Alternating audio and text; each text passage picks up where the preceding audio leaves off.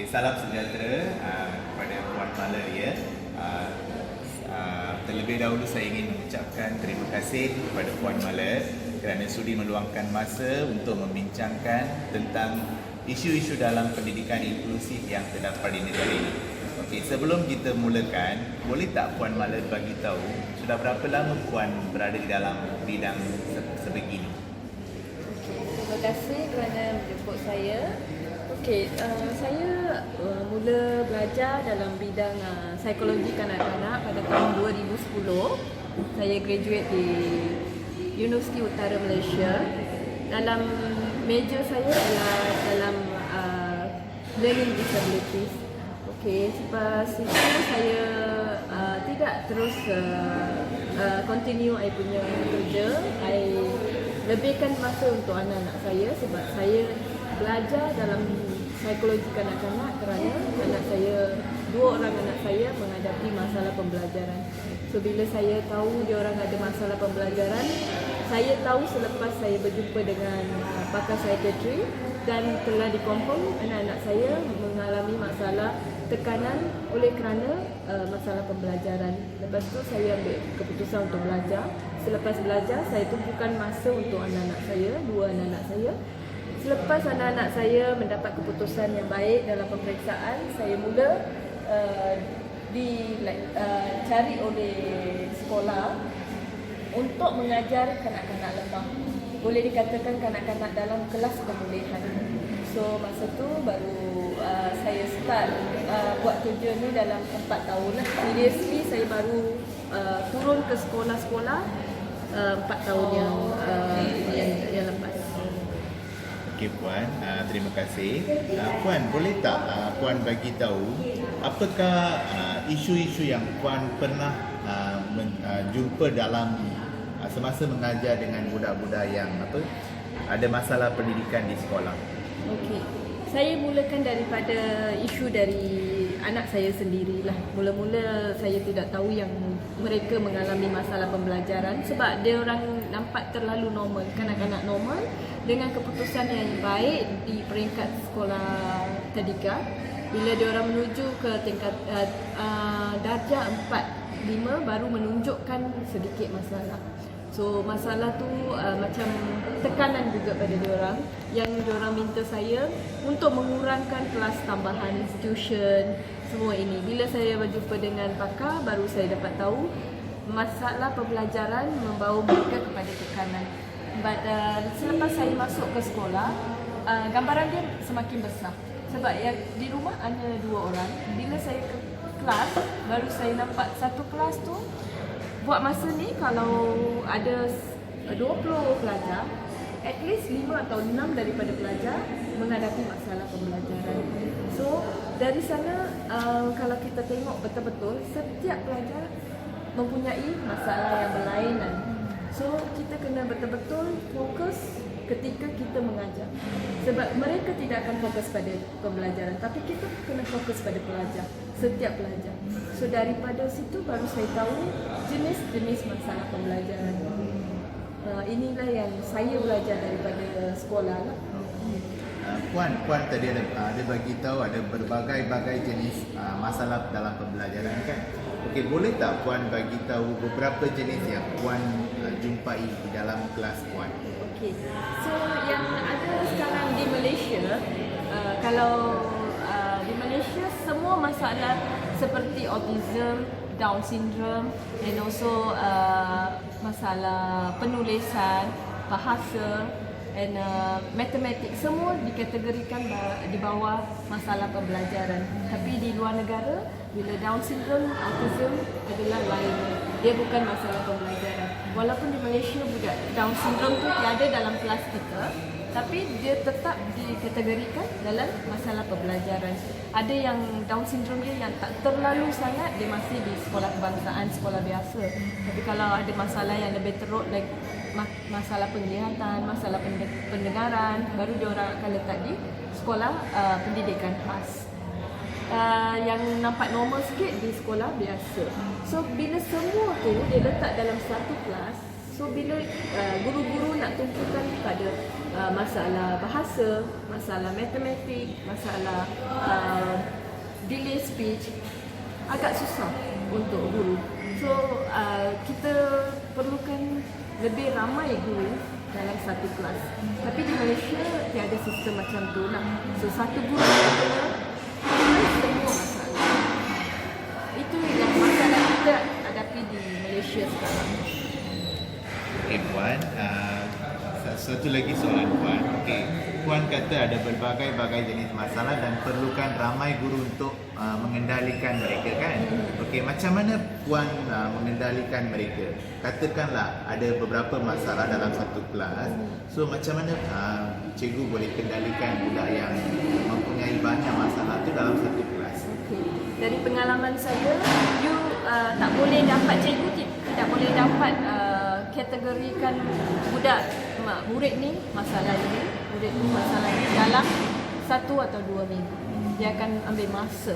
So kalau boleh saya perlukan dalam 3 bulan untuk betul-betul kategorikan apa masalah pelajar tersebut.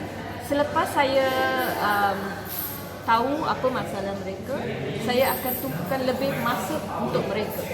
So yang pelajar yang normal tetap ada di dalam kelas saya, tapi saya akan minta pertolongan daripada pelajar normal untuk tolong kepada pelajar yang mengalami masalah ni, sebab mereka pun tidak akan membuang masa. Sebab pelajar yang ada masalah pembelajaran, biasanya mereka akan lambat untuk menyiapkan kerja. So pelajar yang normal yang sudah menyiapkan kerja, saya akan minta tolong untuk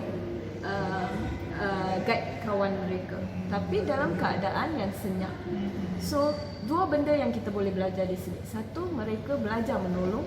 Satu lagi, bila dia menolong kawan dia, dia dapat lebih ilmu, sebab dia mengulangi benda yang sama 2 kali atau 3 kali dari menolong kawan dia orang. So bila budak yang ada masalah pembelajaran, saya daripada kajian saya, bila kawan mengajar mereka, mereka rasa lebih cepat daripada guru mengajar. So bila kawan dia datang tolong tu, dia rasa istimewa. Mereka rasa istimewa sebab kawan mengajar. Tapi ini kita kena tanam dari young age, dari umur yang sangat kecil, daripada standard 1 kita mesti ajar mereka menolong kawan mereka. Ini cara yang saya selalunya gunakan di dalam kelas.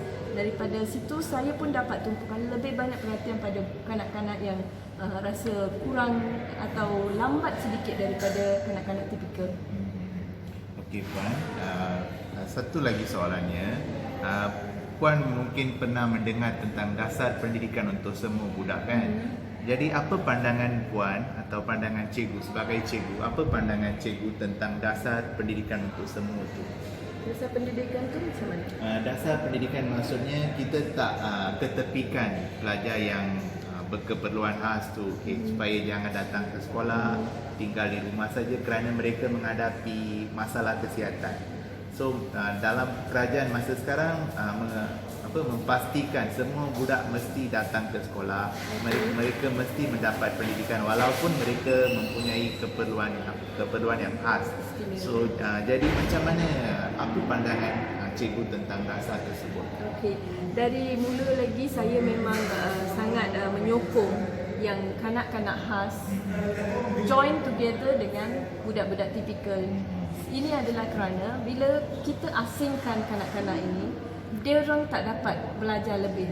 Bila dia orang di kelas yang sama, satu yang dia orang boleh belajar ialah dia tengok apa yang kawan dia buat. So dari situ dia takkan jadi lemah. Katakan dia tidak boleh buat sesuatu kerja, bukan saja belajar, kerja biasa yang dia tak boleh buat di rumah, tapi bila dia datang sekolah, dia tengok kawan-kawan dia boleh buat, dia akan cuba. So bila kita asingkan kanak-kanak ini, so that's why saya tidak menyokong dari sekolah khas untuk kanak-kanak macam ni yang ada mild autism. So dia masih boleh join dengan kanak-kanak biasa untuk membiasakan diri dia orang. Bila ada parents takut dia orang tak dapat sesuaikan diri dengan budak-budak biasa, mungkin dia akan ada masalah bully. So yang ini kita kena educate dari awal lagi di sekolah. Kanak-kanak tipikal tu kita kena educate yang kita ada kawan macam ni, so kita kena tolong dia. Dan kita tak boleh asingkan budak ni, so dia akan jadi lebih teruk. dia akan rasa everything ada orang buatkan untuk dia orang. So mereka takkan independent. Bila dia tak ada masalah pendengaran, tak ada masalah penglihatan, dia sudah boleh dikategorikan sebagai kanak-kanak biasa. Tapi memerlukan perhatian yang lebih sedikit daripada kanak-kanak biasa. Saya rasa tiada masalah untuk joinkan dia dalam satu kelas untuk menjadikan dia orang independent dengan kawalan daripada guru-guru. Jadi pada pandangan cikgu, mungkin pada masa yang akan datang mereka boleh menjaga dia orang pada lepas mereka keluar dari sekolah, masa mereka sudah dewasa, mereka boleh menjaga diri mereka lah. Kalau ada dasar pendidikan untuk semua ni. Mungkin dia orang takkan dapat keputusan yang sebaik budak-budak biasa. Keputusan mereka mungkin average, tapi keperluan asas seperti memakai tali kasut, memakai butang baju, all ini dia tak perlu tunggu orang lain buat. Mereka boleh buat sendiri. Daripada melihat pada kanak-kanak biasa, dia orang boleh buat sendiri dan dia orang takkan rasa takut untuk mix dalam satu grup yang besar. Bila kita asingkan dia orang, mungkin mereka in future tu dia orang takut nak mix dengan grup-grup lain dan dia orang selalu mengasingkan diri until dia orang dewasa.